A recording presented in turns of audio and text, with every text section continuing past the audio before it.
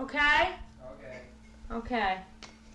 There. I'm on single. I like to hold it in my arms and keep it company.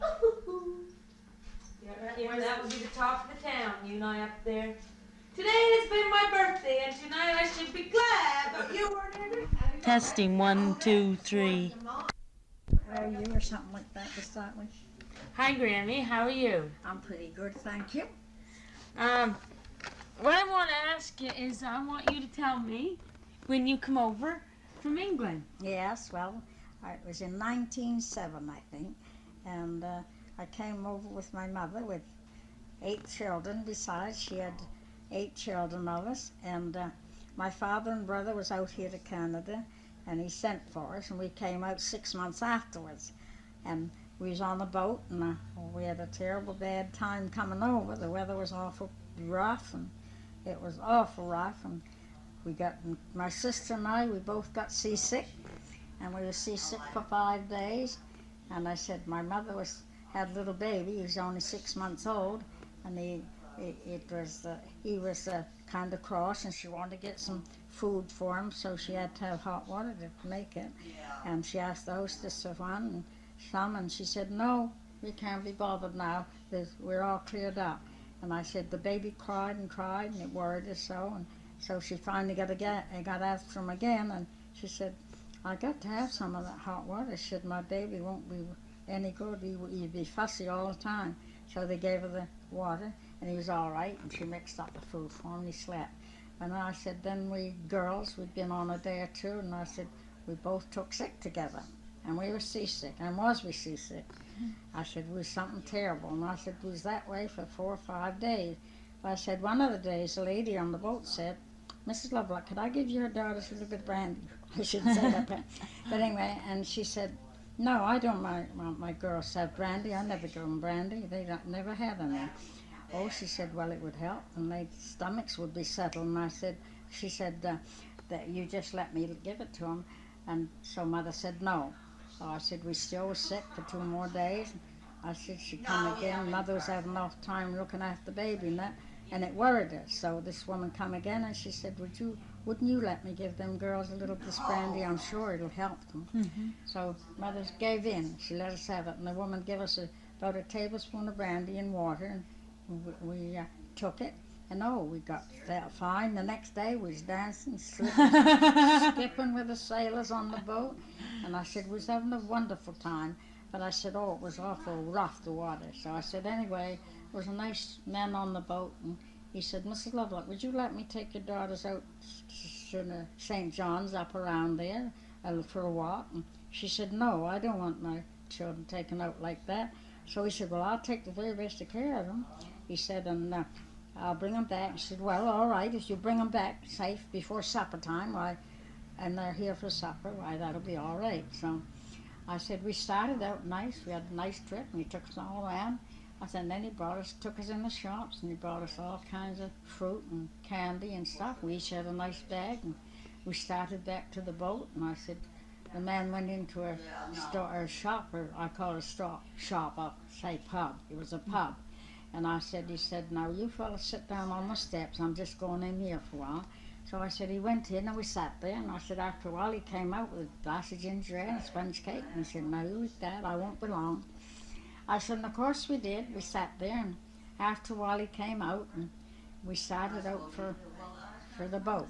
I said, and when we got to the boat, boy, oh boy, I said, did my mother fly off the handle? I said, and she called him down, called him awful, and I said, she said, why didn't you bring them back sooner? And he said, well, we just come right back after we had the walk and that. And she said, well, they're not going to get no supper, she said, because the supper's all cleared away, and she said, go to bed with no supper. He said he was very sorry, but he said, we had a nice trip and all, so she took us in, and we couldn't have no supper because the boats had all had the people on the boat had all had their supper, and the dishes were all cleared. So I said, us poor little girls had to go to bed, no supper. I said, we didn't care. I said, we'd got lots of a bag full of nice things. So I said, that didn't put us out of it. We didn't mind a bit. So I said, that was the coming to Canada. But I said, when we got to Canada, I said it was terrible. I said we went to, stopped off at Halifax, and I said my father was there to meet us. And I said we stayed in the hotel that night, and then he took us to this little place called Shuley in the country. And I said when we got there, well, we had to be divided up into different houses. There was only 20 families lived there, but I said we each got a place to stay that night. I said in the morning, he said, now I'll take you down and show you your house. And I said, oh dear. When we went there, there's this little old place, and I said, the awfulest looking place you ever saw. I said, it's just a wooden building. And I said, Mother looked at it and she said, oh my soul. She said, what's that? And he said, that's where we're going to live. She said, live in that shack? And we said, he said, oh, that'll be all right. That'll be all right. You'll like it after. No, she said, I won't. But anyway, we went in and looked it over, and she knew she had to stay there. So there's a barrel of water behind the door, not a barrel of water, a barrel of sugar behind the door, and a barrel of flour. And she says, well, what are we going to do with that? Well, he says, you got to cook with that.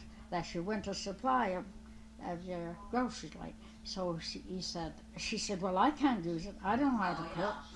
And he said, well, you got to learn. You can't buy bread and stuff here. You got to just make your own. So after a while, I said, we got in there and we got settled down, but I said it was an awful place. She said, where's the water? He said, no water, you got to go out and cut the spring when it freezes. Not a spring, a brook. I said, and when it freezes over, I said, you have to take an axe and a bucket and you chop a hole in it and get your water that way.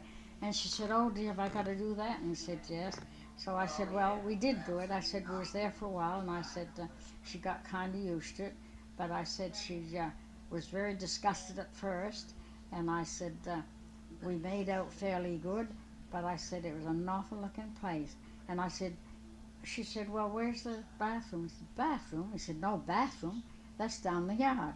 She said, down the yard where? So I showed her where it was, and said, well, she didn't like the idea of that. And I said, neither did we. I said, when we go to bed at night, it was all right if we didn't really have to go, but I said in the night when they all got settled down for bed, they would holler, Ma, I want to go to the toilet. I want to go to the toilet. So she'd say, well, one of you girls left, take them down to the toilet. And we didn't say toilet, and they said the other thing. But I said, we'd walk down, we'd have to light a lamp and put our coats on and wrap all up good, and go down and stand outside while one went in, because it wasn't any big enough for any more than one. And I said, they'd sit on it there if they could get in. I said, but after we'd been there a while, it all froze over stuff. So Dad, we had to take something, chop it all off, and make a room to sit on. But he thought that was very good. I said after a while we got used to it, and we kind of liked it, and picked blueberries and all. We had a good time. But then I said, as we got older, I said we had to go out and work for ourselves and earn some money. So I said I was smart as I thought, and I got a place where I went to take care of a little baby. I said I used to take it out in the carriage. So I said, one day I took it to the park like I used to, and I said, I must have fell asleep. I said, it was a hot day, and I said, the poor baby fell out of the carriage and had a big bruise on its face, and I said I was scared to death. I said to take it back to its home. But I said, when I got there, I got discharged. I lost my job. And I said I was only getting $3 a week, or threepence it was called, threepence then, threepence a week, I said. And so he said that wasn't $1. It was only like the 25 cents here and a little bit more. And it would be almost like a 50-cent piece, that's all we got. A week? But anyway. A week? Yeah. So I got that, and I said I lost my job. But I said then after that, I said I came back to this little place called Shuley, and I said I went into a boarding house where there's 30 men boarding. I said, and I worked there, washed dishes, and I said I got acquainted with people there, and I said then I met my husband. I said he was a young fellow, and he used to get in the window and help me wash the dishes, and I said he'd sneak in the window and he'd sit there and he'd help me wash the dishes. Georgie did used to do that, you know. And I said, so then finally I said, of course, we got together. Then I said, then I went to a place called River Hibbert to work. I said my father was working there and he got me the job. And I said I went there for a while, and I said I was so homesick, I used to cry. He used to come home every Saturday, and it was about 25 miles from River Hibbert to just Shuley. So I said to him, oh, Father, I said, I got to go home. He said, no, you're not. You can't go home. I said, why not? I can't stay here.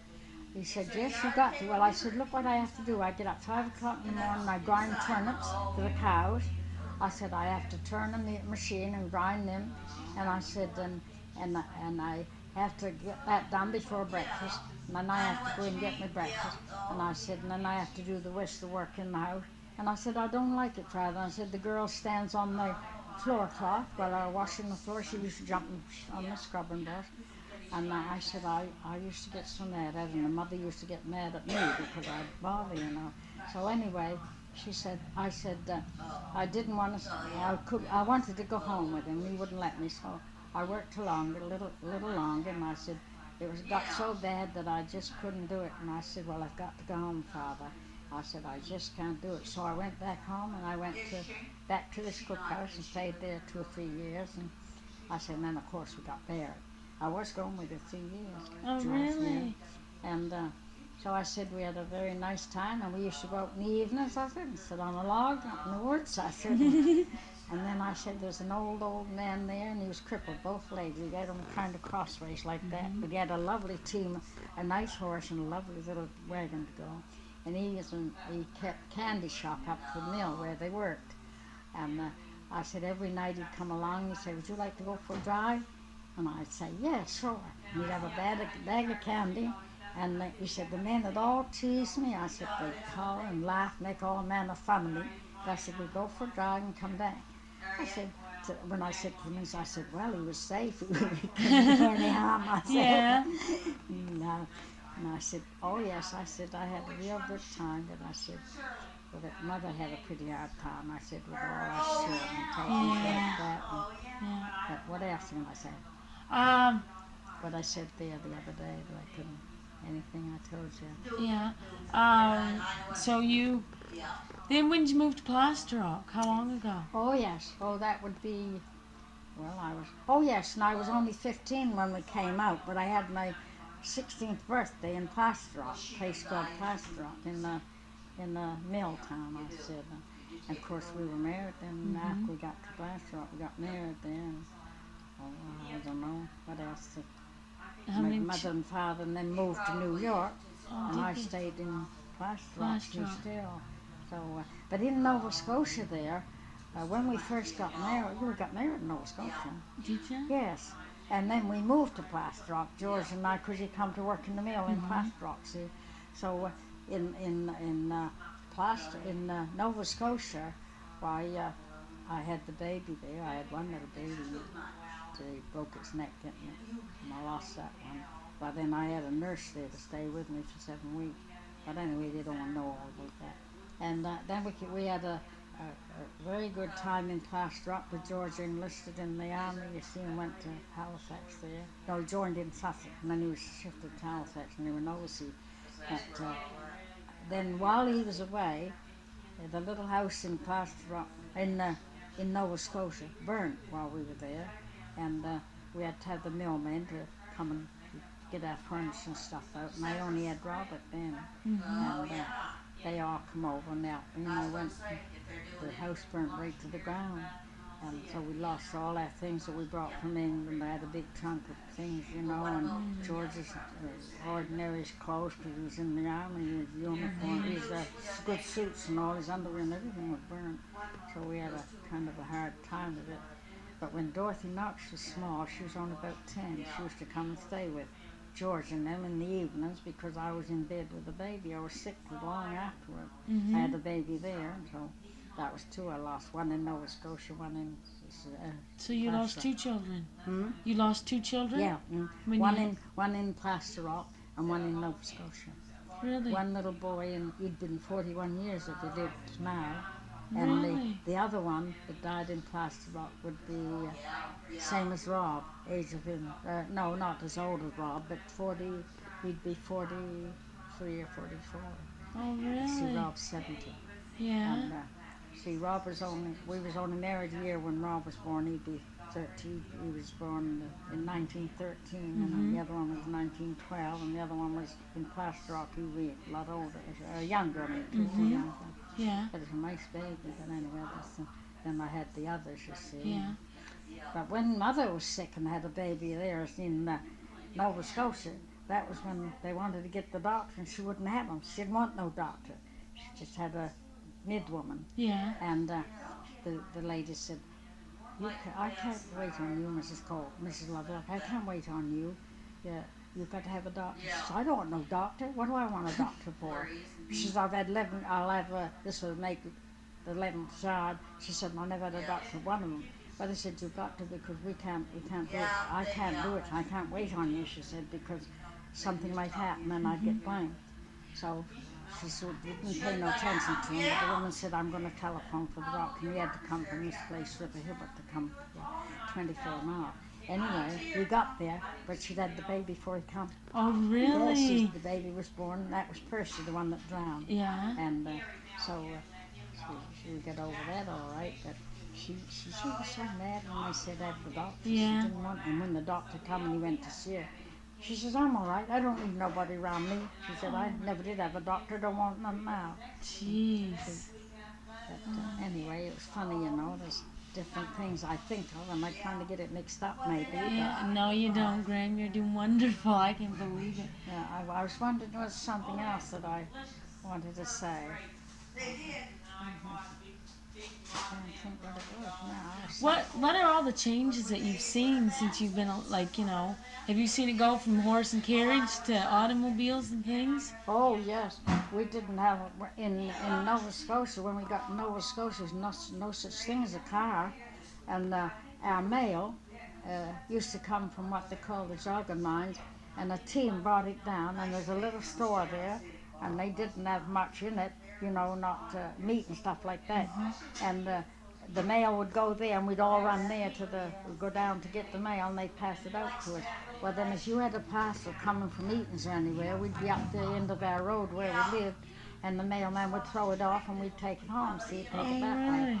And down to the store there, they had little things, and my mother sent me there one day for penny wheel cotton, and the man looked at me, and there's a lot of men sitting there chewing tobacco and spitting it all over the place, and I didn't know what to do. I felt so bad and shy, and I said, I want a penny wheel of cotton. The man looked at me and said, I don't know what you want. I said, well, I want a penny wheel of cotton.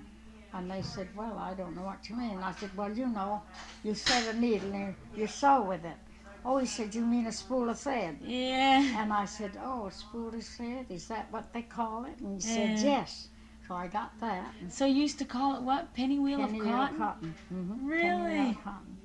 And that button it was in round things, you know, and you go to the store and buy butter, they just cut your piece off and weigh it. It was 2 ounces of butter, 3 ounces, or 4 ounces, a pound of butter. And cheese the same way. We never done it in packets like it is here. Never heard tell of it like that before. But we used to go from Shuley down to what they called Apple River in the mail. And in the winter, my sister worked down there, she got a job down there. And she worked in a cookhouse down there, they called it. They called them cookhouses, they don't call them boarding houses. But anyway, she worked there. So when we wanted to go down there, she had a place where she stayed, and we used to go see her. So when we got in the car, we only had, in the horse and wagon, we only had the two then, Robert and Edna, and we'd want to go down. So then we thought we had to go and make a point with the mail driver, because they changed horses. They couldn't take them the whole way down, so halfway down they changed horses. So we'd go to the stable, and we'd ask the man, we'd say, can we go down Apple River today? Yes, he said, and it'd be a cold day.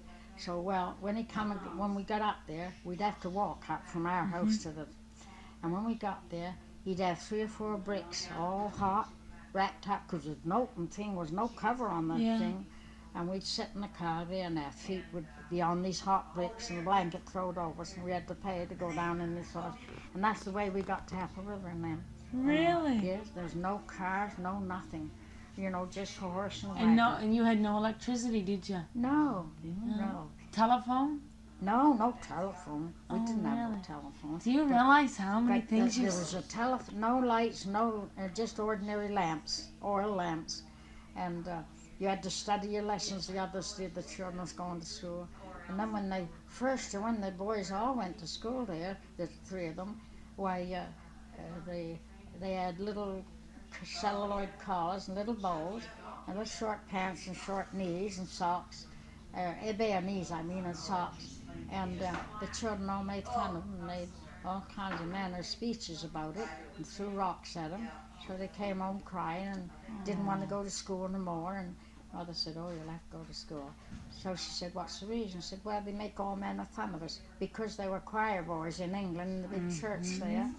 And so she said, "Well, we'll see. What did they wear?" And they told her these long pants and polo sweaters. So she got them fixed up. And after that, I said they enjoyed it and went to school. Did you go to school? No, I never went. But Amy and my sister and all them went, but I didn't. But you can read and everything. I was in grade 5 in England. But I was in grade 5 in England, and if I'd have went to school out here, they'd have put me in 6. We was advanced, like from one grade together. That's the way they did with the others that went to school. They was advanced on.